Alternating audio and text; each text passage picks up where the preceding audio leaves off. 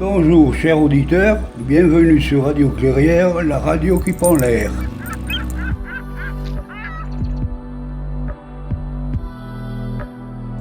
Nous vous proposons une fois par mois un moment de diversité, de convivialité, de liberté de parole. En direct de Radio Clairière, la radio qui prend l'air. Cette émission est réalisée avec le soutien technique de Malakoff Médéric.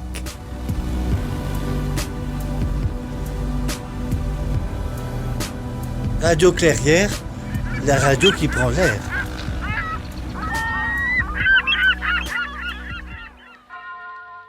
C'est la belle nuit de Noël, la neige étend son manteau blanc, et les yeux levés vers le ciel à genoux, les petits enfants, avant de fermer les paupières, font une dernière prière.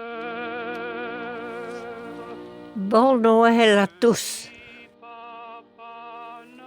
en espérant qu'il y ait de la neige. Espérons que le Noël sera bon pour toute la famille, toutes les familles. Le Père Noël de Radio Clairière vous offre cette année un conte de Noël que nous avons trouvé très humain et prenant.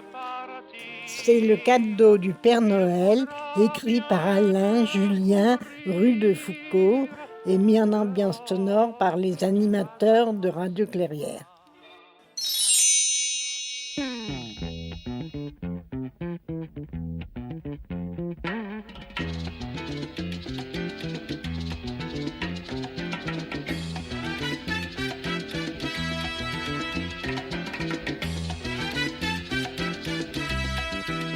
Noël termina ses 6 mois de vacances au soleil tout désappointé.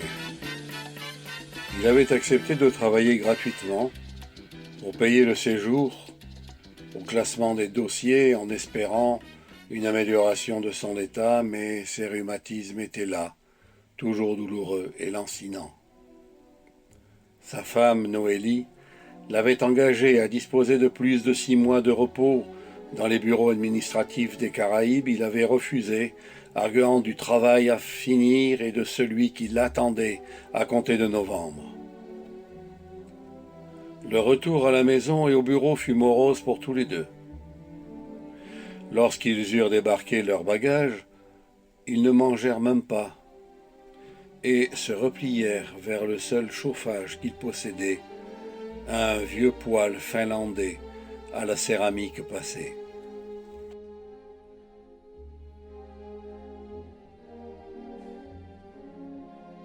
Ils se regardaient, lui Noël, elle Noélie, tristes de ne pas même profiter de leur retraite dorée, obligés qu'ils étaient de prolonger leur contrat de plusieurs hivers à l'industrie des festivités.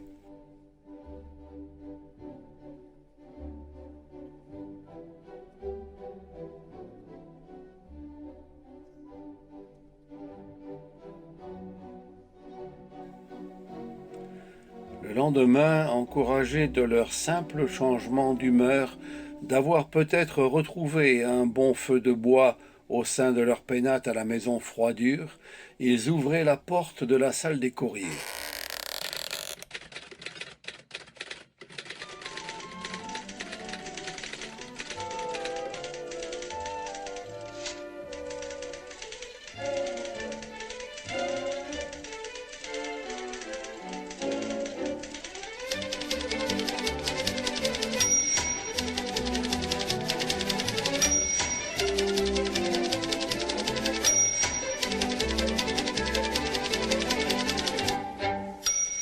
Effarés par le vacarme de centaines de claviers, le tout sautement grotesque des imprimantes à peine recouverts par les centaines de voix des téléphonistes, ils se dirigèrent vers le bureau de glace.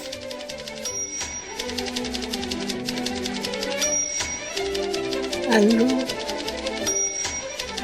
Allô? Allô, vous êtes chez le Père Noël? Allô, je suis la secrétaire du Père Noël. tout disposé à vous combler de joie. Alors simplement, faites-moi savoir ce que vous désirez.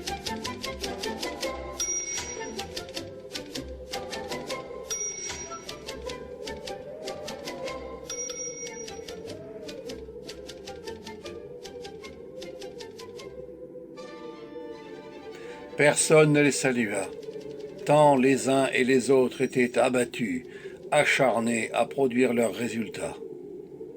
Dans le bureau de glace personnel de Noël, qui servait aussi de salle de tri, les lettres amoncelées étaient réparties en pyramides gigantesques, surmontées de pancartes indiquant les jouets demandés.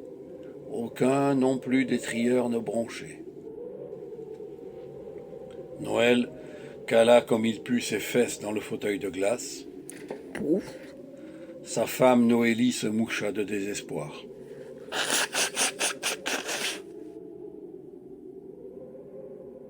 Un quart d'heure après, il dormait.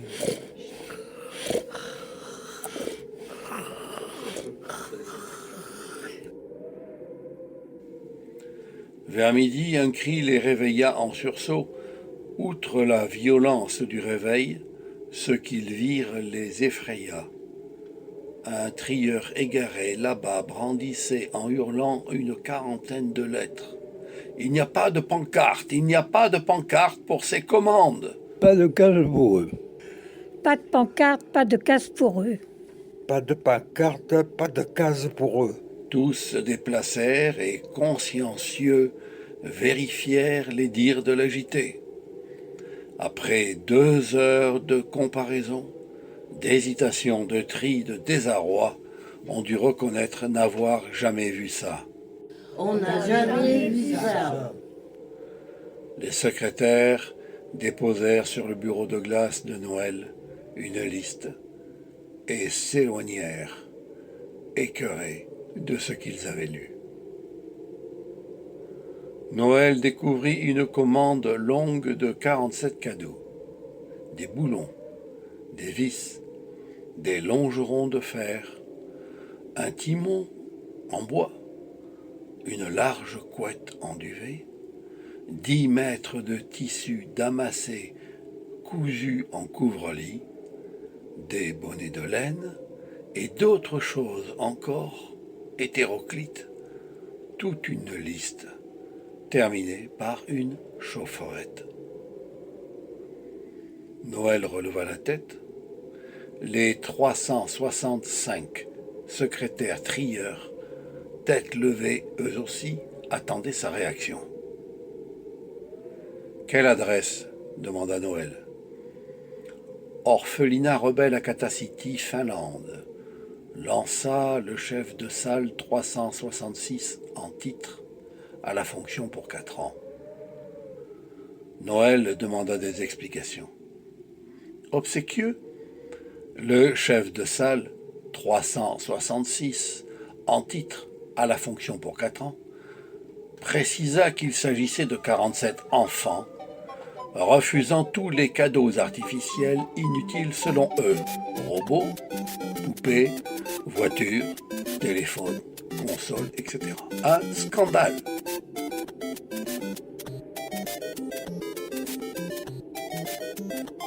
Des délinquants placés donc pour redressement moral dans cet ancien orphelinat perdu dans les glaces du nord de la Finlande.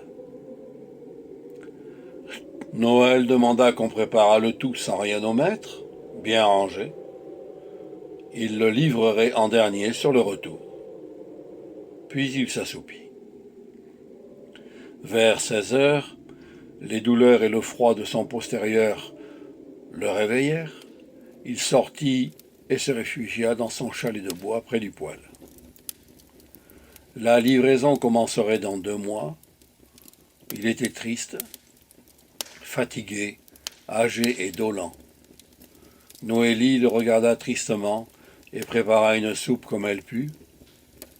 Au dehors, sous la neige, le traîneau abîmé et patienté, perclus par le blizzard.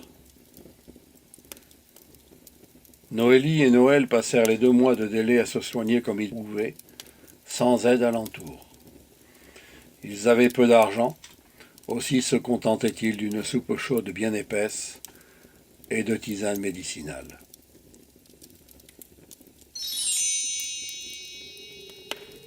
La nuit des cadeaux, ils étaient tout de même prêts. Noélie à la distribution et au contrôle de départ, Noël aux livraisons. Les 365 secrétaires et le chef 366 sans titre avaient déserté les lieux de glace. Tous à la fête. Dans le silence glacial des immenses salles, seuls les 2 habillés de rouge travaillaient.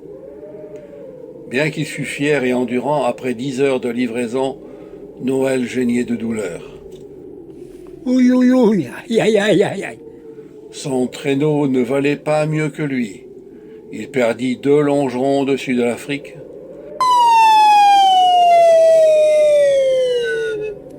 La protection avant l'achat au-dessus de la Scandinavie. Et le siège en arrivant à l'aplomb de l'orphelinat, après s'être accroché à la grande roue de Paris. Comme tous les ans, Noélie l'attendait pour le dernier rendez-vous. En arrivant au-dessus de l'orphelinat, ils virent les enfants sortir dans la tourmente en le voyant atterrir.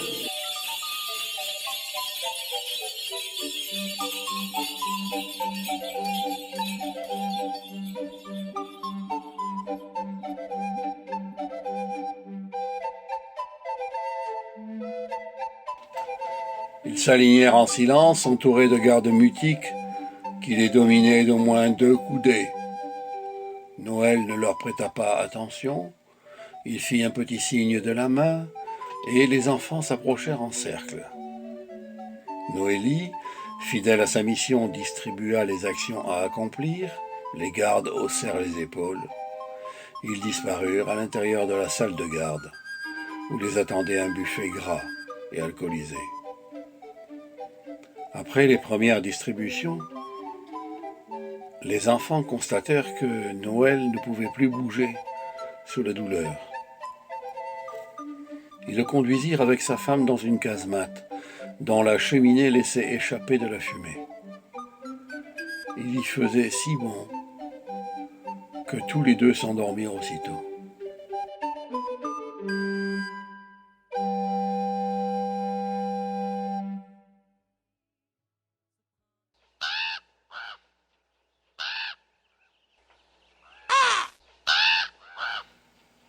À l'aube, le cri des corbeaux les éveillèrent. Ils avaient oublié leur mission, mais ils étaient ensemble et ne ressentaient aucune culpabilité. Les douleurs avaient même disparu. Noélie se dit qu'avec un traîneau confortable, Noël n'aurait pas tant souffert ces années passées. Devant eux fumait du chocolat chaud qu'ils burent tout étonnés et reconnaissants. Lorsqu'ils sortirent dans la cour grise, les enfants étaient là, debout autour d'un feu. Noël reconnut au sein des flammes son immense traîneau déglingué, pourri, que l'administration des festivités n'avait jamais réparé, au motif qu'aucune ligne budgétaire n'était prévue pour cela. Catastrophés, Noël et Noélie regardaient les enfants sans mot dire. C'est alors que le plus petit s'approcha, en appelant les autres, qui, saisissant les mains des vieillards, les conduisirent à l'arrière-cour. Et c'est là qu'ils virent. Devant eux s'allongeait un traîneau rutilant de couleurs, aux longerons neufs, parés de planches rouges et jaunes, servi de sièges profonds recouverts d'un grand tissu damassé qu'ils reconnurent. Noélie approcha et découvrit, en explorant le traîneau, toutes les 47 pièces dont ils avaient reçu commande. Elles avaient toutes servi sans exception. Le plus petit des enfants dit simplement « C'est pour vous. Il faut partir à présent. » C'est pour vous. Il faut partir à présent. À l'intérieur du traîneau, tous 2 s'installèrent sur leur nouveau siège damassé Lorsqu'ils furent bien assis, chaudement recouverts, le traîneau décolla, laissant les enfants unis, main dans la main face aux gardes inquiets. Là-haut, Noélie et Noël, main dans la main eux aussi, sous leur couette de duvet se regardaient, en paix désormais. D'autres prendraient le relais. Ils pouvaient partir loin, là-bas, dans les outre-terres, où le soleil ne se couche jamais. J'ai tant rêvé de pouvoir voler bien au-delà du soleil,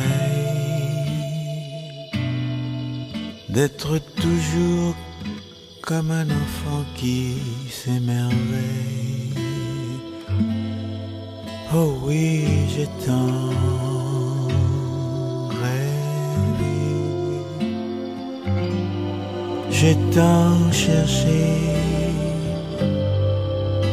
à remonter jusqu'à la source du bonheur, à comprendre pourquoi soudain battait mon cœur. Oh oui, j'ai tant cherché, j'ai tant voulu connaître le pourquoi, le comment. J'ai voulu retrouver tous mes rêves d'enfant. Je n'ai jamais compris pourquoi il faut grimper si haut pour voir sa vie. J'ai tant connu tous ces matins qui n'ont ni rime ni raison, tous ces demain qui n'osent pas dire leur nom. J'ai voulu voir, j'ai voulu croire, j'ai tant rêvé.